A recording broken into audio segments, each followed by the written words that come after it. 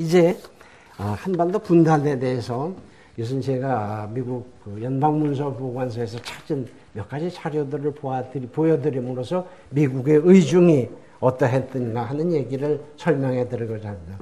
지금 말씀드리는 것은 연대순입니다. 연대순인데 이것이 그 한반도를 4대 분할을 하려고 했던 미국 전쟁상 작전국 지도입니다.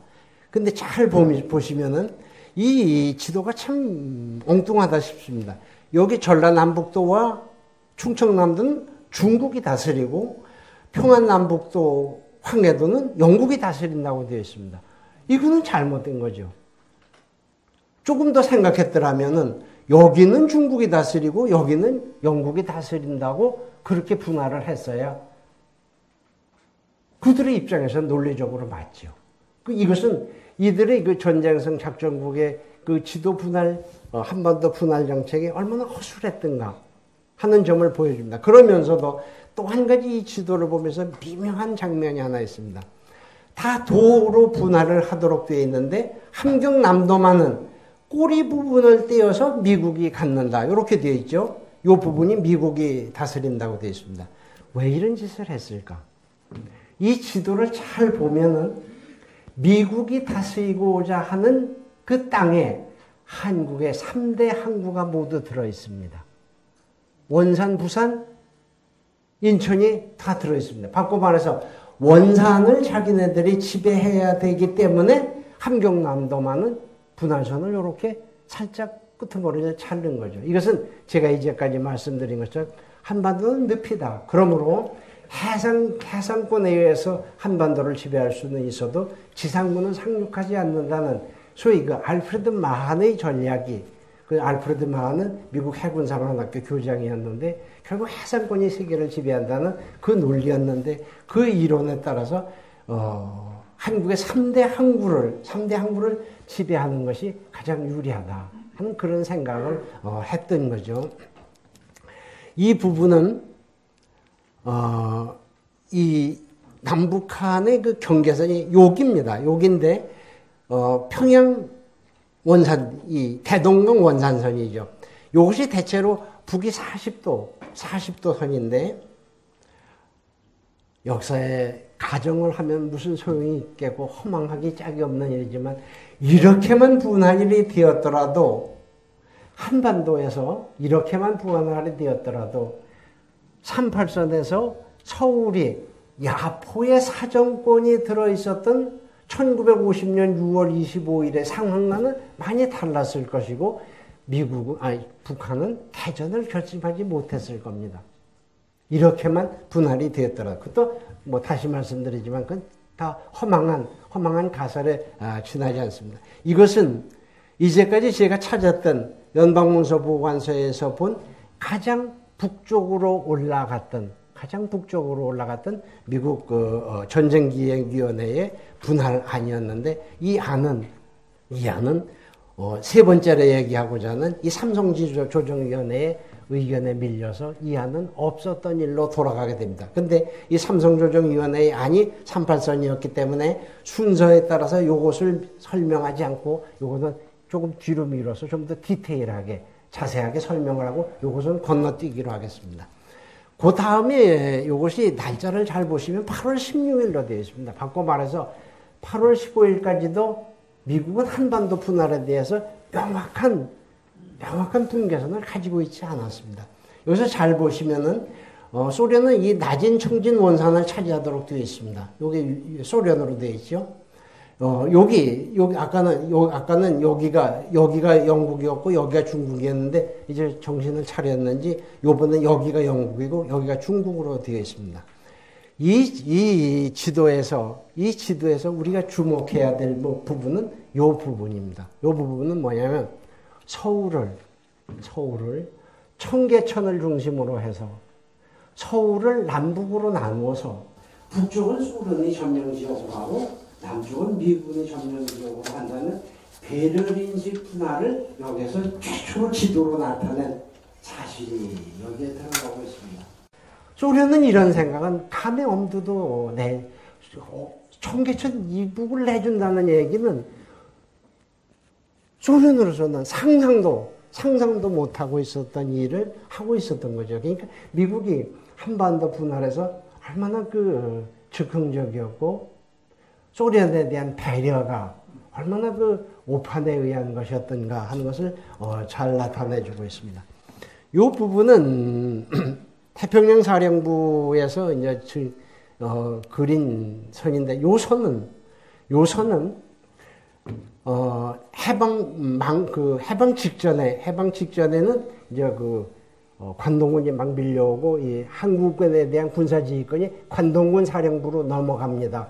그런데 관동군 사령부로 넘어가기 직전에는 요 부분이 북한에 주둔하고 있는 이 남함에는 19사단이 있었는데 여기는 독립군 토벌대를 위주로 구성된 군대이기 때문에 무장 군인이 많았고 요 일대는 사령부가 지금 용산에 있었습니다. 용산이 저게 터가 센터입니다. 저기 용산이라는 데가 저기 아주 그 흉터입니다. 풍수지리로 볼 적에 임진왜란 때는 이여송의 지휘본부가 거기 있었고 일본 시대 때는 일본군 사령부가 지금 세계 그 옛날에는 거기 병원이 있었는데 원어병원인가 그리고 세계일보가 있었는데 그 용산 그 일대가 이제 용산 24단 사단 사령부였었습니다. 그리고 해방 이후에는 지금 와서 이제 미8군 사령부로 이렇게 되어 있습니다.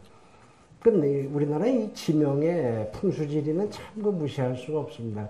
그 용산 그 앞에 땅 이름이 남영동이거든요. 남영동. 근데 이것은 용산에 군인이 들어오기 전에 이미 생겨진 이름이거든요. 남영동이 무슨 뜻인가요? 사우스 캠프라는 뜻이거든요. 거기에 이미 남영동의 군사기지라는 의미가 담겨 있었습니다. 태평양 사령부에서는 북한을 차지하고 있었던 남한 19사단과 남한을 차지하고 있었던 용산 24단의 분계선쯤이면은 서로 양해할 수 있는 분할선이 아니겠는가 하는 쪽으로 태평양 사령부는 생각을 하고 있었습니다. 이 부분은 제가 찾은 남북 분할 사진 중에서 가장 절묘한 사진인데 사선으로 되어 있습니다.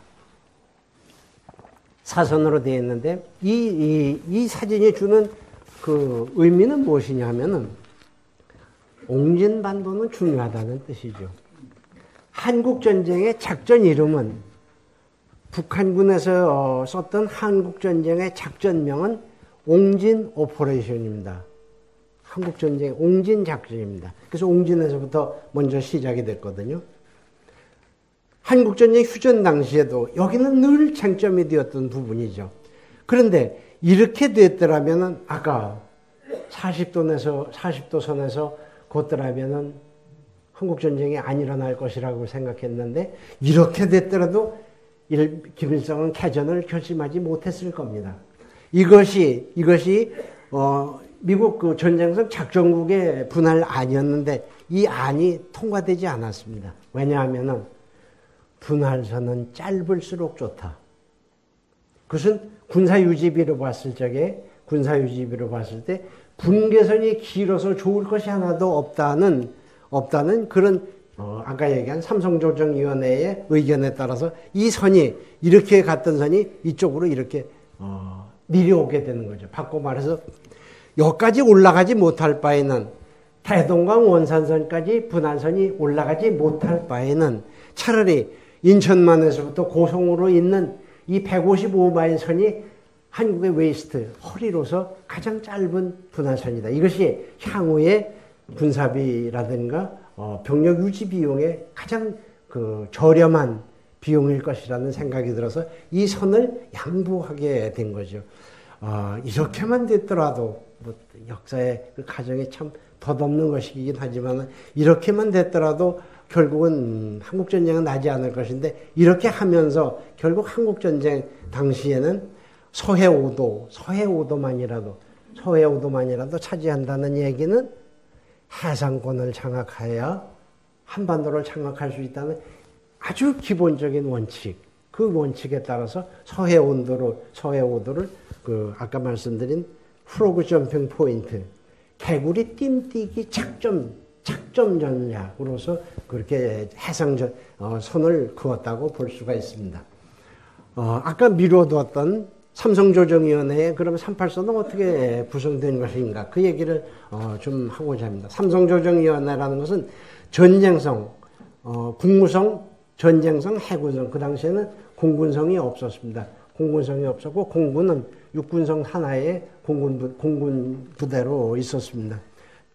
국무성 첫자 S자, 해군성 첫자 N자, 그리고 전쟁성 스윙, 그래서 이것을 스윙크라고 했습니다. 이것을 삼성조정위원회라고 하는데 이 삼성조정위원회에서는 각 성에서 국무성, 전쟁성, 해군성에서 대표들을 뽑아서 지금의 그 워싱턴 백악관 옆에 있는 비서실 건물에서 상근하고 있었습니다.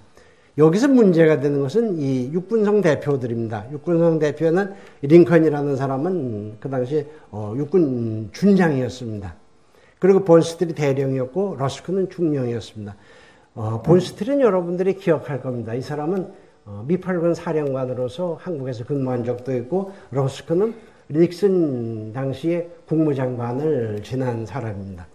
이 세 사람은 모두가 로즈 스칼라 출신입니다. 로즈 스칼라라는 것은 뭐냐면 영국에 로즈라는 사람이 살았습니다. 세실 로즈라는 사람이 살았는데 막스 웨버는 그 기독교 윤리와 자본주의 정신이라고 하는 금세기 최고의 고전 속에서 그런 말을 합니다. 이 세상엔 돈 많이 번 부자도 많았다. 백만장자도 많았다. 그러나 우리 세계, 그러니까 막스 웨버가 얘기한 우리 세계라는 건 1900년대 얘기입니다. 1900년대에 이 세상에서 가장 인생을 멋지게 살다 간 사람이 누굴까? 그 기독교 윤리와 자본주의 정신에서 그런 얘기를 합니다. 그러면서 스스로 대답하기를 세실 로즈일 거다. 그런 얘기를 합니다. 세실 로즈는 영국 사람인데 남아프리카에 진출을 해서 억만장자가 됐습니다. 다이아몬드 광석을 발견해가지고 억만장자가 됐습니다. 그래서 장학재단을 만들었죠. 그리고 장학재단을 만들어서 그 당시 세계 최고의 은행인 로스차일드 은행장을 찾아가서 돈 그냥 현찰로 주고 나는 상관하지 않는다. 이 경영에 대해서 나는 전혀 상관하지 않을 테니까 당신이 이 자금 관리서부터 장학생 선발까지 당신이 다 책임져라. 그래가지고 로스차일드 은행에서 로즈 스칼라, 로스 장학재단을 만들죠. 로스 장학재단은 이 영국의 식민지와 영국과 미국 사람, 영국의 식민지였던 나라와 미국과 영국의 청년들 중에서 수재들을 뽑아서 훌 스칼라십으로 옥스퍼드에 유학을 시키라. 이것이 로즈 스칼라입니다. 지금도 로즈 스칼라는 있습니다. 로즈 스칼라들은 몇 가지 그 전통이 있습니다. 첫째로 박사학위를 받지 않는다. 박사학위 논문을 쓰지 않는다. 왜? 우리가 쓴 논문을 심사할 사람이 없기 때문에. 우리가 쓴 논문 정도를 읽을 사람이 없다. 그래서 박사학위 논문을 쓰지 않는다. 두 번째로 우리가 쓴 논문에는 주가 없다. 왜? 우리는 남의 책을 보고서 공부한 사람들이 아니기 때문에. 우리가 쓴 책은 다 우리가 스스로 우리의 창의력에서 썼다는 거죠. 러스크의 그 옥스퍼드 졸업 논문도 주가 없습니다. 그러니까 이 사람들 얘기는 아리스토텔레스나 플라톤이 주다는 거 맞느냐 이거죠. 우리도 주 없다. 우리는 우리 스스로의 지식과 우리 스스로의 판단에 의해서 논문을 썼기 때문에 우리는 주가 필요 없다. 그래서 주가 없습니다. 세실 로즈는 그러고도 돈이 남았어요. 그래가지고 아프리카에 땅을 사들이기로 했는데 그 땅이 60만 평방킬로미터입니다. 60만 평방킬로미터. 지금 남한이 10만 평방킬로미터입니다. 그러면은 60만 평방킬로미터라면은 남북한 합한 것의 3배의 땅을 샀습니다. 이 개인 돈으로 이게 아무리 아프리카 땅이 헐값이라고 하더라도 한반도의 3배의 땅을 자기 돈으로 사가지고 영국 국왕에게 그 영토를 헌납합니다. 그러니까 영국 정부에서는 로즈의 이름을 따서 그 나라의 이름을 로데지아라고 짓습니다. 그 로데지아라는 나라가 로즈가 준 돈으로 산 땅을 영국이 로즈의 이름을 빌려서 기념해서 로데지아라는 나라로 건국한 나라죠. 그러니까 막스 웨버는 돈 벌어서 이렇게 사는 사람도 참 멋있을 거다. 자본주의에 돈 번 사람은 이렇게 사는 게 아닌가. 그런 뜻으로 아마 금세기 최고의 제일 멋있게 살다간 사람은 세실 로즈일 거다라는 얘기를 했습니다. 아까 말씀드린 링컨, 본스틸, 러스크는 로즈 스칼라 출신들이었습니다. 이 사람은 아까 말씀드린 것처럼 소장이었고, 이제 그 중간에 이제 또 올랐습니다. 본스틸 대령, 러스크 중령이 전부 로즈 스칼라들이었기 때문에 내가다가 무슨 얘기를 하든 저게 뭘 하는가? 우리가 로즈 스칼라들이 판단이 더 정확했다. 이런 생각을 하고 있었습니다. 1945년 8월 11일 날 2시에, 02시에, 이 던이라고 하는 이제 삼성조정위원회의 국무성 대표가, 전쟁성 대표가 링컨 소장에게 전화를 합니다. 링컨은 그때 책상에다 발을 얹어놓고 뉴욕 타임즈를 읽고 있는데, 던에게서 전화가 옵니다. 야, 지금 소련군이 한반도에서 내려온대. 그러니까 빨리 소련군이 어디까지 내려올지 분계선을 빨리 확정을 해봐. 라고 45년 8월 12일 02시에 지시를 합니다. 전화로. 그 전화를 받은 링컨이 본스틸에게 다시 전화를 합니다. 야, 지금 소련군이 내려온대. 그러니까 선을 긋는데 서울과 인천이 포함되는 선에서 남북분단을 해. 이렇게 설명을 했다는 거죠. 본스틸은 이 부분에 대해서 아무런 회고록을 남기지 않았습니다. 그런데 아까 말씀드린 러스크는 이 부분에 대한 회고록을 남겼습니다. 이 지도는 그때 그 본스틸이 그린 바로 그 지도입니다. 그것을 제가 미국 연방문서 보관소에서 찾았습니다.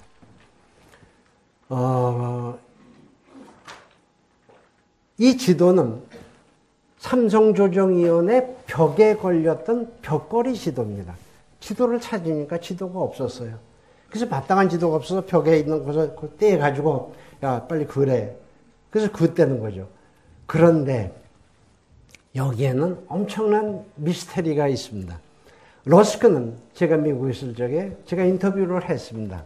그때 그는 조지아 대학 교수로 있었습니다. 당신이 그 여러 가지 문헌이나 참고를 보면 당신이 이 선을 그었다고 되어 있다. 그리고 당신은 뭐라고 증언을 했느냐면 링컨으로부터 한반도 분할을 하라는 지시를 받았을 적에 지도가 없었다. 근데 마침 보니까 벽걸이에 내셔널 지오그래픽 지도가 있었는데 거기에 보니까 서울과 인천이 포함되는 선 바로 위에 38선이 지나가고 있었다. 그래서 그 지도에 따라서 38선을 긋은 거다. 이렇게 나한테도 그런 말을 했고 회고록에도 그렇게 쓰여 있습니다. 그런데 여러분 잘 보십시오. 이 지도는 너무 적어가지고 5도 단위로 그려져 있습니다. 35도, 40도, 45도, 45도, 40도, 45도. 38도라는 위도가 없습니다. 지도가 너무 작기 때문에. 그럼 38도를 보고 러스크가 그런 말을 한 것은 뭐 지도에 보니까 38도가 있어서 거기다 지도를 대고 우리가 그렸다 하는 것은 러스크가 위증한 겁니다. 이것은 사실이 아닙니다. 어디에도 38도를 말하는 여기 30도, 여기 30도죠. 여기 40도입니다. 38도라는 것이 있을 수가 없어요. 있을 수가 없습니다. 그러니까 러스크는 그 위증을 한 겁니다. 역사를 이래 보면은 역사를 증언하는 사람들이 있습니다. 그 증언하는 사람들은 아주 통속적입니다. 그건 비학술적이에요. 첫째, 오래 살았을 걸. 마지막까지 산 사람이 목소리가 제일 큽니다. 지가 다 했다고 그러고 저 혼자 다 아는 것처럼 얘기합니다. 두 번째, 자식 잘 둔 사람. 자식 성공한 사람이 큰 소리 합니다. 세 번째, 돈 많이 벌어놓은 사람. 이 셋 중에 하나입니다. 역사의 증언이라는 것은 이 세 함정을 피해갈 수 있어야만 바른 역사가 되는 것이지 이걸 피해가지 않을 적에는 역사는 엄청난 문중사학이 되고 마는 거죠.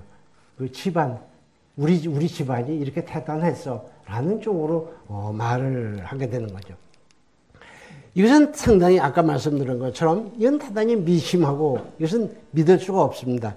러스크는 러스크는 이거 그리는데 30분 걸렸고, 이거 그리는데 30분 걸렸고, 여기를 그리는데 38선을 이렇게 그려야 되겠다고 생각하는 데는 단 10초 걸렸다. 그래서 그런 얘기. 야, 한 나라의 운명을 결정하는 지도를 그리는데 10초 걸렸다는 얘기가 자랑이겠습니까? 그런 얘기를 어떻게 회고록에다 그런 얘기를 쓸 수 있겠습니까? 이 얘기는 맥그레드라고 하는 사람이나 손더스키라고 하는 사람, 호그라고 하는 사람, 이 책에도 똑같이 러스크의 그 구두 증언을 인용해서 그렇게 되어 있습니다. 따라서 이것은 사실이 아닐 겁니다. 링컨 소장, 가드너, 그 당시 태평양 하령부에 있었던 가드너 소장, 링컨에게 왜 39도까지 올라가지 않고 38도밖에 안 됐느냐고 그렇게 실책합니다. 그러니까 링컨이 말이 아마도 39도면은 소련이 받아들이지 않았을 것이고 우리는 오키나와 남쪽 600마일 지점에 있었기 때문에 39도 선을 그렸다고 하더라도 우리는 거기까지 그 시간 내에 도착할 수가 없었다.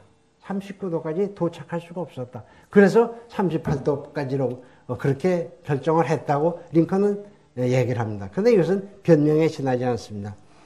미국의 주력 부대가 600마일, 오키나와 남쪽 600마일 지점에 있었던 것은 사실이지만 그 당시 한국의 정황은 지도와 백목을 놓고서 지휘봉으로 가리키면 영토가 될 수 있는 그런 상황이었습니다. 이것이 역사학자들의 견해입니다.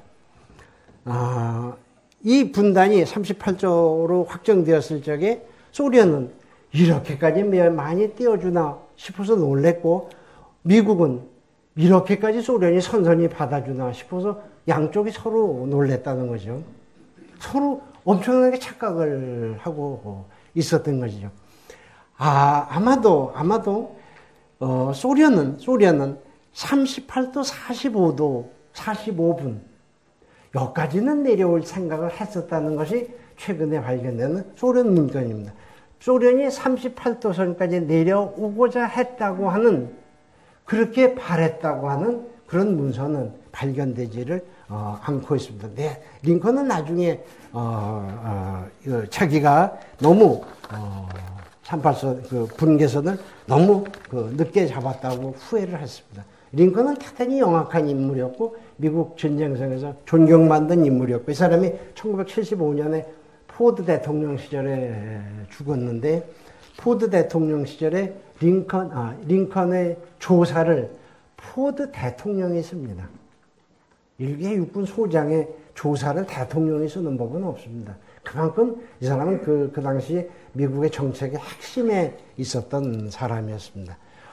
결국 내가 생각하기에는 38선은 여러분 생각해 보십시오. 자를 대고서 이렇게 걷다 그러는데 자를 대고 걷으면은 왼쪽에서부터 오른쪽으로 걷는 게 원칙이죠. 왼쪽에서부터 오른쪽으로 걷어야 자 대고 걷는 그 방법이거든요. 기하학적으로. 그런데 그게 아닐 겁니다. 그게 아니고 제가 이 사람을 만났는데 찰스 마샬이라는 사람인데 이 사람은 한국전쟁 당시에 미 국무성 한국과에 있었던 사람입니다. 제가 85년도에 미국 유학할 적에 살아 있었습니다. 제가 직접 인터뷰를 했는데 제가 그 러스크의 문서를 보여주면서 러스크가 이런 말을 하는데 그게 사실입니까? 하고 물었더니 이 사람 대답이 그렇더군요. 미국의 외교 정책이나 대외 정책이 육군 중령이 결정할 만큼 그렇게 허술하지 않아요. 이것은 러스크가 당신한테 공명심에 들떠서 위증한 거요. 라고 이 찰스 마샬 씨가 나한테 얘기를 했습니다. 그러면서 하는 소리가 선이라는 것이 직선으로 걸 적에는 사막이나 평원에서는 직선으로 걷지 그렇게 함부로 직선으로 걷는 것이 아니다. 분계선은 행정구역선을 따르는 것이 통례로 되어 있지 그렇게 직선으로 그렇게 38선처럼 그렇게 걷는 것이 아니다. 그럼 왜 그렇게 됐습니까? 하고 물었더니 그 마샬 씨의 말이 여기가 이 동해가 우리는 이제 동해라고 그러는데 이 얘기도 참 할 얘기가 많습니다. 여기는 그럼 중국은 동해죠. 우리는 서해라고 하지만 중국 사람이 보면 여기도 동해인데 중국 사람이 이걸 동해라고 부르면 우리 심정이 어떻겠습니까? 이건 동해라고 우기는 것은 그렇게 바람직한 것은 아닙니다. 코리아 재팬시 저는 그렇게 생각합니다. 이것이 중국이 양보를 해서 이것을 중국이 동해라고 부르지 않고 한국도 서해라고 부르지 않습니다. 황해라고 부르죠. 옐로우시거든요. 국제 지도에도 이게 옐로우시거든요. 그러면 나는 이것은 블루시로 하자는 것이 제 평소 생각입니다. 그것이 서로의 분쟁을 줄이는 거거든요. 우리가 이거 가지고 그게 재팬시냐, 이스트시냐, 코리안시냐, 코리아 재팬시냐 그거 가지고 다투는 것이 북익에 도움이 되질 않습니다. 신숙주 얘기한다고 제 조상이라고 생각하지 마십시오. 저하고 본관성이 전혀 다른 사람입니다. 신숙주가 죽음이 가까워왔다고 들리자 성종이 사람을 보냅니다. 사람을 보내서 당신이 세상을 떠나면 내가 누구를 의지하고 살겠나? 나한테 마지막 유언으로 남기고 싶은 얘기가 뭐예요? 하고 도승지를 보내서 물었습니다. 도승지를 물었는데 그 신숙주가 그런 얘기를 합니다. 오랑캐를 다스리는 일은 국경에 있지 않고 조정에 있습니다. 오랑캐를 다스리는 것은 국경에 있지 않고 조정에 있습니다. 적국과의 전쟁은 전쟁터에서 벌어지는 것이 아니라 조정 내각에서 벌어지는 겁니다. 그리고 꼭 잊지 마십시오. 일본을 적으로 몰지 마십시오. 그러고는 춤을 거두거든요. 그 마지막 문장, 일본을 적으로 몰지 마십시오. 이것이 신숙주가 성종에게 남긴 마지막 유언입니다. 우리가 일본에게 겪은 것, 그 서리서리 아픈 그 원한을 어떻게 잊을 수 있겠습니까? 그거 잊을 수 없어요. 정신대 문제, 그거 잊을 수 없습니다. 그러나 우리는 이제 앞을 봐야 됩니다. 앞을 봐야 됩니다. 아메리칸 인디안이 막 광야를 달리다. 여러분 서부 영화 자주 보셨을 겁니다. 문득 말을 멈추고 말머리를 돌려서 뒤를 돌아보는 장면이 있습니다. 서부 영화에서 여러분 그런 장면 많이 보셨죠? 그 인디안은 왜 말을 달리다가 그냥 가지. 왜 말을 멈추고 문득 뒤돌아서서 뒤를 돌아보는가? 인디안에게 물어봤습니다. 나 육신은 이렇게 달려왔지만은 내 영혼도 제대로 따라오고 있는지 기다리느라고 되돌아본다고 얘기합니다. 우리는 이제 이렇게 참 이 각방과 세상 참 뒤돌아볼 사이도 없이 이렇게 허둥대며 살았는데 이제는 인디안이 말을 멈추고 뒤돌아보는 심정으로 이 뒤도 돌아보고 그리고 이제 앞을 보고 다시 가야 하는데 이 점에 있어서 우리의 이 정책은 그렇게 지혜로운 선택이 아니다. 저를 친일파라고 생각하지 마십시오. 저도 독립유공자 유가족입니다. 이 친일 문제에 대해서만 우리가 좀 더 다시 한번 생각해 봐야 된다고 생각합니다. 찰스 마셜의 얘기는 이 동해에서 잠수함 작전 관할권을 만드는데 이렇게 구워 내려갔다는 거죠. 우리는 러스크의 말은 왼쪽에서 오른쪽으로 걷다는데 그게 아니고 오른쪽에서 왼쪽으로 걷다 보니까 이 선이 한반도에서 연장되다 보니까 이렇게 확장된 거다. 그러다 보니까 한반도를 이렇게 지나간 거지 무슨 38선이 어디 있어서 지도 보고 그랬다. 그건 터무니도 없는 소리다. 이것은 미국의 이 동해 작전, 해상 작전의 연속선상에서 군사적 편의주의에 의해서 이렇게 근 거지. 야, 미국 조선을 어디다 분할하지? 그래가지고 조선에 차대고 그랬다. 그건 말도 안 되는 소리를 러스크가 위증한 거라고 얘기를 하고 있습니다. 나는 이 부분에 대해서는 마셜의 얘기가 맞다고 생각합니다. 이제 제가 주최측으로 부탁받은 시간이 거의 다 됐습니다. 결론을 몇 가지 말씀드리고자 합니다. 저는 처음에 그 맹자를 인용을 했습니다. 맹자를 인용하면서 결국 나라가 망하고 분단되는 것은 우리 자신이 우리 가슴을 치면서 회개할 일이다라는 것이 제 입장입니다.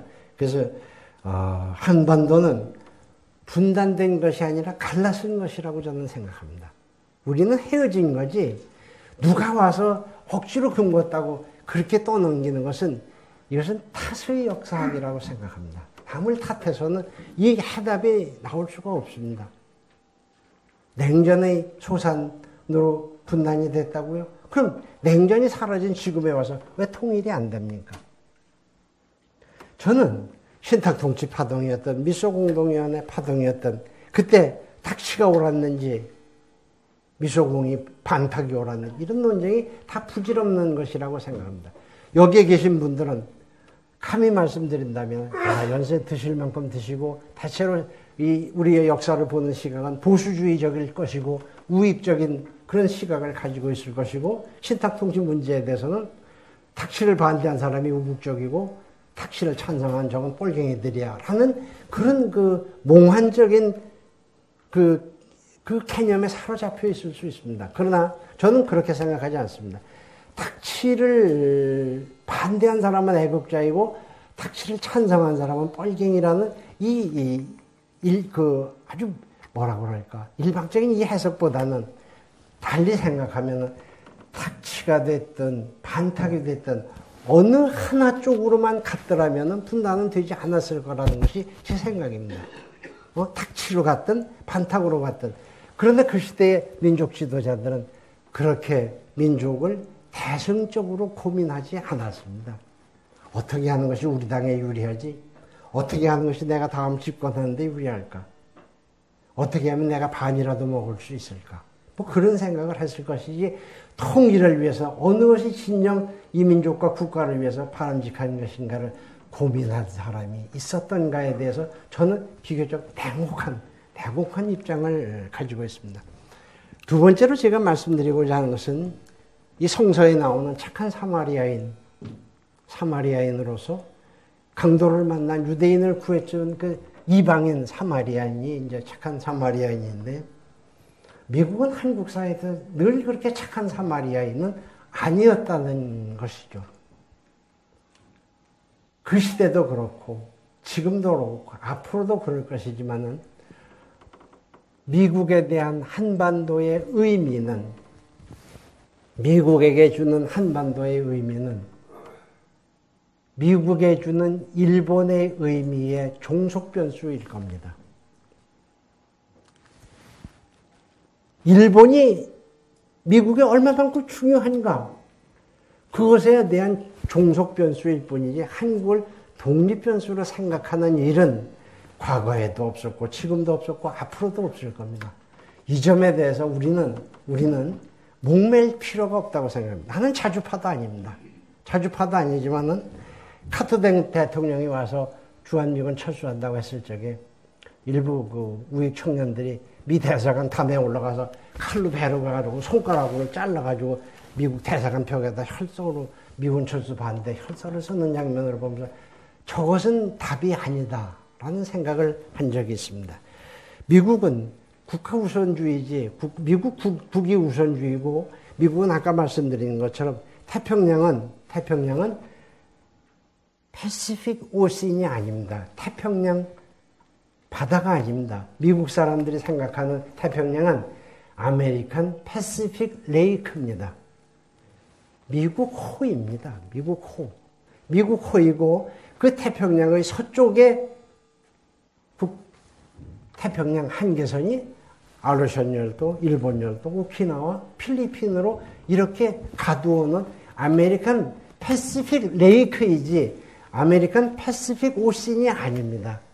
이것을 지킨다면은 글쎄 한국은 그렇게 중요한 변수가 아닐 겁니다. 이 점에 대해서 우리는 좀 더 냉정한 판단이 필요하다고 저는 생각합니다.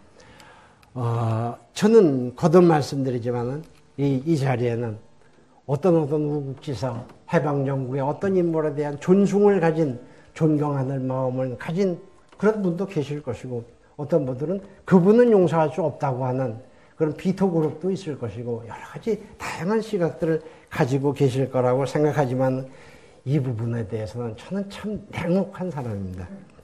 해방정국의 조국의 통일을 진심으로 걱정하면서 내 일신을 불사하더라도 이 조국을 위해서 정말 양보할 것은 양보하고 그렇게 조국을 걱정했던 사람은 그리 많지 않다.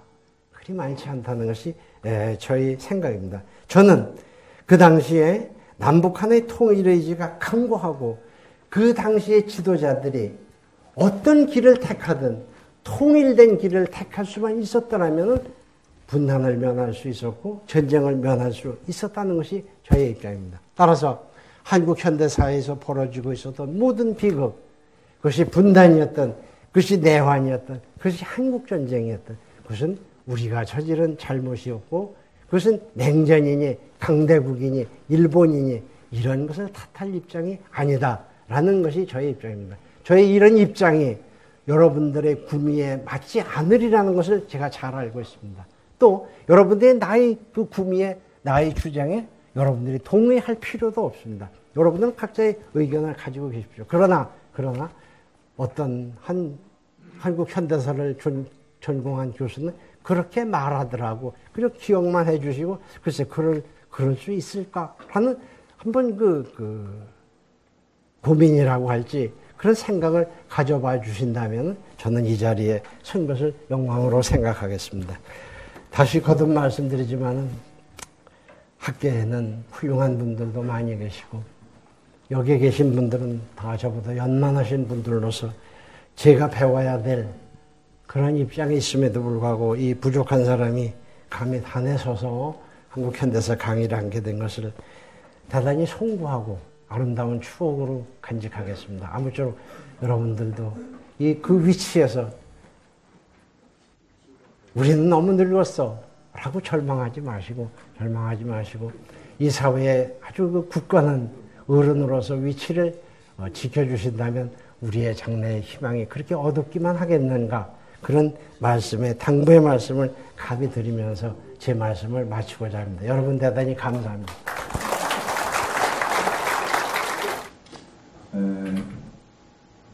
현대 한국 사회에 대해서 여러 관심을 가지고 여러 책도 보고 했는데 이렇게 깊이 상세하게 또 미국에 공부하시면서 인터뷰가 하시고 할 때도 내시면 참 놀랍고 반갑습니다. 저는 결론적인 질문이 이 분단된 대한 이 코리아가 향후에 정말 평화적 통일이나 언젠가 통일이 될 가능성이 있는지 미래에 대해서 교수님 생각은 그 지혜를 많은 깊은 공부를 하셨겠네요. 어떤 개념은 가지고 아니겠습니까? 근데 각자 또 여기에 있은 분들 다 생각이 틀릴 거예요. 심지어 이제 내 친구는 이 나라에 살고 싶지 않다 해가지고 이민을 간 사람이 두 번 있어요. 자녀도 이민을. 저도 제 자녀를 보고 시간만 있으면 기회만 되면 이 나라는 희망이 없다. 떠나라. 김정은이 핵 맞기 전에 떠나라.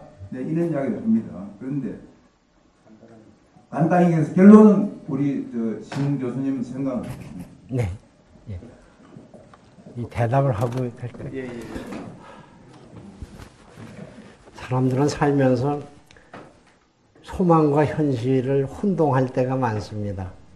소망과 현실을 소망을 혼동할 때가 많은데 저의 답변이 소망인지 현실인지 저도 혼동을 하면서 통일은 되겠죠. 통일은 된다고는 희망을 가지고 살아야 합니다. 그리고 한 가지 분명한 것은 왜 통일이 될 수밖에 없는가? 분단 비용이 통일 비용보다 비쌉니다. 분단의 비용이, 분단을 해서 치러야 할 대가가, 아까 통일하는데 1조 달러 든다고 그랬죠? 분단을 이렇게 유지해서 치러야 할 대가는 1조 달러를 넘습니다. 이 점을 아마 지도자들이 이해할 날이 있을 것이고, 김정은이가 몇 년을 살겠습니까? 평생 지가 살아봤자 40년인데 이 유구한 역사에 비치면 40년이 뭐 그래 길겠습니까? 김정은이는 역사에서 역사학자들이 어떤 대답이 확 막혔을 적에 금과 옥조처럼 전가의 보도처럼 내미는 대답이 있습니다. 그것이 뭐냐면 우발이론입니다. 컨틴전시 시어리인데 역사의 우발성은 비합리적이고 우리가 지금 예상하고 있는 것과는 전혀 다른 쪽으로 간다. 누가 독일의 통일을 예상했겠습니까? 콜도 몰랐습니다. 그 우발성의 논리로서 입막음을 하려는 것은 아니지만 통일은 성서적으로 말한다면 도둑처럼 올 수 있습니다. 그리고 그것은 대단히 우발적으로 올 수 있습니다. 그렇기 때문에 이민 가는 분 심정을 왜 모르겠습니까? 자식 때에는 이 아픔을 물려주고 싶지 않은 심정 충분히 이해가 가죠. 그러나 한 가지 분명한 사실은 이민가서의 삶은 이 조국에 이대로 사는 것보다 더 고달플 겁니다. 그건 분명합니다. 그건 제가 미국 생활을 해봐서 아는데, 그러니까 이민 가지 마시고 여기서 열심히 사시고 조국을 위해서 힘써 주시기 바랍니다. 한 가지 저희가 섭섭하겠습니다. 네. 미국이 한국으로 하는 걸 별로다. 응? 미국이 한국을 별로로 생각한다. 일본에 종속되어 있다 한국은. 네. 그렇게 생각하고 있다고 생각하는 게 나는 좀 고고하고 네. 다르게 생각합니다. 예. 왜냐? 미국이 한국을 별로 생각한 거는 해방 당시에 한국이 약 900년이나 빚진 남한국이다. 그러니 거기 발을 들였다는 이 빼기 어렵고 원조만 해줘야 될 형편이다. 그래서 한국을 무시했을는지는 모르지만 현재 우리나라 GNP가 세계 10위국입니다. 국민성도 우수합니다. 바둑을떠도 15 중국하고 맞먹어요. 일본 바둑 처음에는 잘 나갔지만 그래서 지금은 우리 위상이 이렇게 많이 올라갔고 한국이 만약 공산권으로 나간다 그러면 미국의 방위 비용이 더 늘어납니다. 한국이 지금 부담하고 있는 미국하고 한국하고 절반 내고 있는데 그 100%를 미국이 더 부담을 해야 되는 문제가 나오니까 한국을 쉽게 버리지 않을 거다. 저는 절대 버리지 않을 거라고 생각을 하는데 선생님의 생각은 어떠신지? 메가더가 한국전쟁에 났을 적에 비행기를 타고 오산 비행장에 탁 내립니다. 내리면서 이렇게 한국의 하늘을 바라보면서 한 천마디가 대단히 의미심장한데, 한국이 공산화되면 일본은 어떻게 되나? 이게 천마디였습니다. 그게 진심이었습니다. 따라서 한반도가 공산화될지 말지의 문제는 그것이 일본의 방위에 얼마나 도움이 될지 안 될지의 여부의 종속 변수일 뿐일 겁니다. 이 점이 대단히 선생님 들으시기에 불편하시고 아주 속이 막 끓어오르시겠지만 이것이 현실입니다.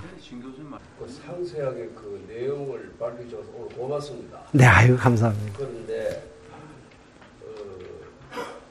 역사에 들여다보고 현 시대의 인식에 쫓아서 결혼 보면은 거기 따라 의문점 하나 묻겠습니다. 네. 그 역사 속에는 순환이 많았죠. 네. 그런데 거기에 대해서 이제 대륙세하고 해양세에 상당히 말씀이 있었어요. 네.